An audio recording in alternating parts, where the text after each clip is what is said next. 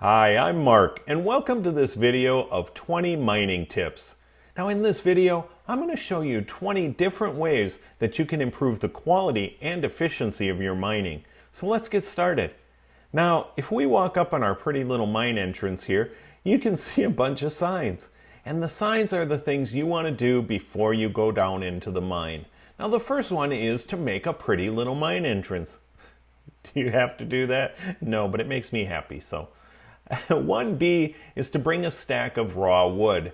Now, why raw wood? Because you can get 4 times as much wood in one slot of your inventory than you can if you bring planks.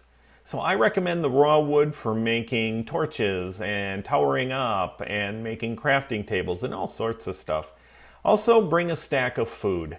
Now, you may not have steaks like I have, but any food, bring a stack so you have lots of food, because there is nothing worse than really getting into your mining and suddenly you have to stop and get food and go all the way back to the top, and it's a pain. Now, I should have labeled it 1D, but it's bring water. Not because you're thirsty, but because you want to be able to take care of that lava before you die in it, and also get some obsidian if you can. Now the final tip before we go down into the mine is to bring lots of torches. This is a no-brainer. I usually bring a stack, and that's plenty because I can typically make more torches using coal that I find along the way, and I've got the wood with me. So let's head on down. Now if you take a look, I've got number 2 being one method is to create full block stairs, and that's a quick and easy way to get down to where you want to be. And in this case, it's full blocks. Now what I did is I put a gap of 4 blocks in between each one. Now is that necessary? No, you can do 3 blocks, but 3 blocks will force you to bonk your head on the way down, which is just really ugly. You don't want to be bonking your head. So I do 4 blocks and 1 block step. Now this is the fast way to get down if you're building steps, but there is a faster way to get down, and I'll show you that in a moment. Now number 3 here is to cave later and mine now. Now if you came down here to just mine, then mine. You don't want to be mining and then come across the cave, or a ravine in this case, and suddenly you go off and you start caving, which is a lot more dangerous than mining, and you die. You lose any diamonds you had, you lose this, you lose that. Mine now. Cave later, or vice versa, go caving and mine later. Now we could do that right now. We could say, screw mining, I want to go caving, or ravining in this case, and go do it because I don't have anything in my inventory really yet, and it's a safe time to do it. All right, number 4 is our second method, and that's stair blocks. Now going down the rest of the way, we've got these stairs, and not a lot changes going down, but going up you can make a lot more headway because you don't have to jump up to get there. So you can do this next. Do the 1 block stairs and later on do the stone stairs. All right, now we're at the bottom of our mine and we've got these chests. Put some chests down at the bottom of your mine right away so you can store your stuff as you get it. This will allow you to get a lot more stuff without having to go back up to the top to get rid of what you're carrying. So I highly recommend a couple of large chests, if not even more. They're not very expensive, and you just bring them down, make them out of the wood that you brought. Another thing is an ender chest. If it's possible, it depends on where you are in the game, but if you've got an ender chest, put it down here, because then you can stuff your diamonds and gold and other things that you find in here. And if something happens, you get blown up by a creeper, or you get lost, or you die, all your diamonds and gold and all the other valuables are safe in here. All you have to do is create another ender chest and ta-da, there they are. So, great piece of advice. Another one is to keep furnaces handy. Number 7 tells you that you can turn ore into blocks. And the reason you want to do that is less inventory space. If you can take your ingots or take your ore, turn them into ingots, and then turn your ingots into blocks, you have a lot more space in your inventory. In addition to that, you can get things like cobblestone cooking and other things that you want to cook down right away while you're mining. So it's a good piece of advice to have that. And that's number 7. Number 8 is to use water to bridge lava and make obsidian. So you're mining and you come across some lava. Now what do you do with it? I want to get over to that nice little chest over there. Well, all I have to do is take my water and dump it onto to the or onto the lava. Now notice how the water was kind enough to push me across here as well. And you know what's in my chest? More water. And that's all you got to do. And now underneath there is a lot of obsidian that we can mine up and make, I don't know, nether portals and more ender chests. All right, so that is tip number 8.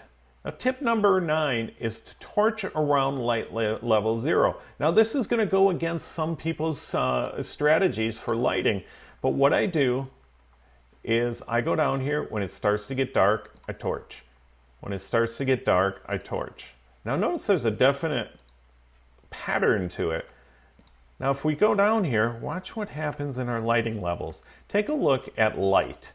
And what we want to do is take a look at the block level. 11, 10, 9, 8. 11, 10, 9, 8. All right, see how that's happening? Now we're saving ourselves the trouble of using too many torches, but we're also keeping safe by not having that light level go down to 7. So just torch where it's needed. Torch right around the 0 light level. What you'll do is you'll carry on to that next torch. The last torch carries forward, and you'll end up at about that 8 light level. All right, number 10 is use ladders or dig up 2 blocks wide to dig down. So here I dug up, and I can put another ladder, I could put another ladder, and I could keep putting up ladders until I get to the top. Now I want to dig down. This is one thing that in my past video people really got on me about, but that is not to dig straight down. If you dig straight down, you're in danger of falling into a cave, falling into lava, things like that. And they said, but what you can do is this technique. All right, let's get over the center here. And now we can dig straight down. Notice how we're always able to see ahead of where we're going. And that's a great way to dig straight down. And this is a method you may want to use to get to the bottom of your mine and then put ladders back up. There are a lot of different ways of doing this. And this is just one, but it's a pretty efficient and effective way of doing it. Now notice what I just did. I used the raw wood that I had with me. Ta-da! All right, moving on. We have tip number 11. Clean out your mined areas. Now let's do a little mining here, and I'll show you what I mean.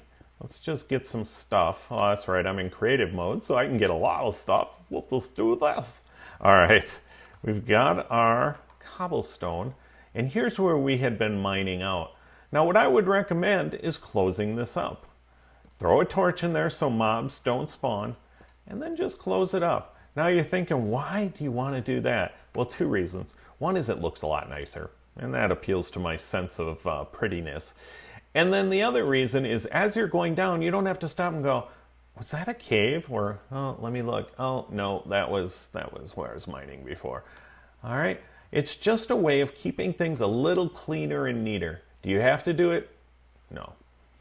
All right, number 12 is listen. So many people, they put on music when they're playing Minecraft or they're not paying attention to the sounds. When you're mining, pay attention to the sounds. It'll tell you where lava is, it'll tell you where water is, it'll tell you where mobs are. Or, if you don't want to do that, what you can do is turn on your subtitles. So you get into music and sounds and you show subtitles. Now watch. Oh, there's water flowing over here. Oh, there's lava over on this side. And water over on that side. So there's a great way of telling where stuff is. And it's a great little cheat, actually. And I feel almost guilty using it, but it does work pretty effectively. So let's turn that off. Ooh, footsteps. What does that mean? Honestly, I find it annoying in the corner of my vision unless I really need it. So I'm going to turn that off. All right, moving forward, we got 13 and 14. 13 is to use enchantments wisely. Now, what I mean by this is everybody has what they think would be the ultimate tools to have while mining. And it really comes down to using your enchantments wisely. If you're going down and just collecting cobblestone, it makes no sense to have, say, a Fortune 3 pickaxe, because all you're going to get is cobblestone. You're going to wear out your enchanted pickaxe. By the same token, if you're going down looking for diamonds and you don't feel like dealing with ore blocks that you have to get rid of later, then you don't really need a silk touch. Then again, if you're looking to get stone, silk touch really saves you some time and effort. So use those enchantments wisely. And a lot of times what I'll do is just bring down the tools I need for that little expedition and then switch out tools so that the other tools stay safe. All right? Hopefully that makes sense. Now number 14 is to skip 3 rows between mine tunnels. Now if we look, I've got some mine tunnels here and I've skipped 3 rows. 1, 2, 3, 1, 2, 3, and each mine tunnel is 3 rows apart. Now the reason for that is that it allows you to find every piece of diamond or ore or anything else that is in here. Well, statistically almost every piece. And the reason being is if you think about it, this row here you're going to always see the side of it. This row here you're always going to see the side of it. The center row is the one you won't necessarily see. However, blocks do not spawn, or ore blocks and the like, do not spawn typically in 1 block wide patterns. So almost always you're going to see it on one side or the other. You'll see a vein of diamond or a vein of gold or whatever. So the most efficient, most people agree, is 3 blocks apart. Now there's some that don't agree, but ignore them. I'm sorry. All right, number 15 is don't mine right over your head. And what I mean by that is, here we go. Oh, we've got some great diamonds up here, and we're going to mine those. Suddenly we're attacked by all of that gravel, and if we're not careful, we suffocate. Let's get rid of that, and let's get this one instead. Oh no, sand! And that's why you don't want to mine straight over your head, because you can have that stuff fall on you and you can out and out suffocate, or it could be lava, it could be other things. Always mine off to the side a little bit. Okay. Number 16 is mark your tunnels with redstone ore signs. And kind of I've done this with the signs, and you could say I've numbered my tunnels. But another great way is to use redstone. Now I know that when they start to skip like this, that is my main tunnel. And then these are all my offshoot tunnels. But I can always find my main tunnel again because it makes this T pattern. Another way you can do that is to put signs on the side. Or you can do what I did here, which is to make your tunnel 2 wide and then your little offshoot tunnel's only 1 wide. And that allows you to come back here and say, oh, this is my main tunnel and this is how I get out. Trust me, you can get confused with a really big tunnel system. All right, number 17 is turn your items into blocks. Now say for example we have this right here, and we take advantage of having our raw wood, which is 3, and we say, okay, we're going to go into our inventory here, and this is tough to do when you're in creative, and I'm so used to being in survival. I'm going to cheat here quick. So let's get our crafting table. Let's just find that quick. I should know where that is from memory, but crafting, there it is. Come on, come here, buddy. All right, let's lay down our crafting table, and now we've got our raw lapis lazuli. We'll do that one instead. We take and we throw her on here, and we turn that into lapis lazuli blocks. Now we can start adding these up and save a lot of inventory space in the process. So turn your items into blocks. So that includes redstone, that includes diamonds if you have enough of those, includes lapis, got coal. A lot of those can save space by just simply turning them into blocks. Okay, hopefully I didn't get you confused on that one. I had me confused on that one.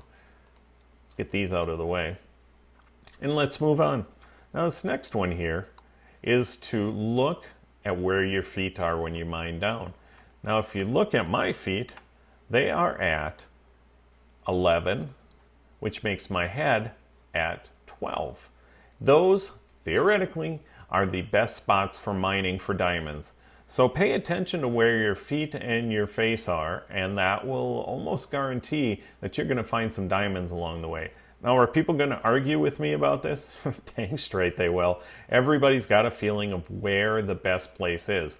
But statistically, the best place is 11 and 12. In addition, you're going to be one block above the lava. And the lava line is something you don't want to necessarily run into on a regular basis. So, all right, so we've got that, and we'll move on to number 19, is to dig around diamonds that I misspelled. Nice job, Mark. Diamonds near lava. So let's say we've got these diamonds here, and we start digging them out. I'm going to dig out this one. All right, and what I want to do is dig around it like this, so that if that lava gets away, our diamonds don't get destroyed in the process. So make sure that you're digging around them. See how that works? We've got a nice safe area. Now we know there's no lava like down here. We know that we can safely start mining the... Oh, look at what happened. Uh-oh, our diamonds fell in the lava. And that's going to happen sometimes. You want to really try to avoid doing that. And that's where the mining around your diamonds can help. It can help prevent that. Okay, anyhow. So dig around those diamonds to expose as much as you can before you move forward. And now we've got 20. That was 19. 20 is dig using an up and down forward technique. And if you want to be fast and efficient, this is a good way to do it. If you mine like this, you're always moving your hand. But watch what happens if I do this. Look at how much faster that is. And what I am doing is I am just walking forward, and I am pointing down at that lower block. So it breaks the upper block. Of course it does that. Murphy's Law. All right. See how I move forward? Break a block and continue to move forward. Very efficient way of mining. Now, the problem is how fast you're going, which means you can drop into lava, you can run into a cave or a ravine. So be careful doing that and listen or turn on those subtitles. Also, if you're doing that, make sure you come back again because you can easily miss ores. Finally, a bonus one. Put torches in your offhand. Now, this is something I am still learning how to use efficiently. But let's say I put that in my offhand, and I'm going down here and mining. And I can put up a torch, I can mine. I can put up a torch, I can mine. Now I'm using two other fingers. I'm not having to switch my inventory at all. Isn't that nice? Sweet! And that's something that came in 1.9, which I still need to get accustomed to doing. So anyhow, that is 20 tips for better mining. You're going to be more efficient, and the quality of your mining is going to be that much better. So if you like this video, great. Subscribe, leave a comment, leave a like. If you didn't like this video, keep that to yourself. Thanks for watching.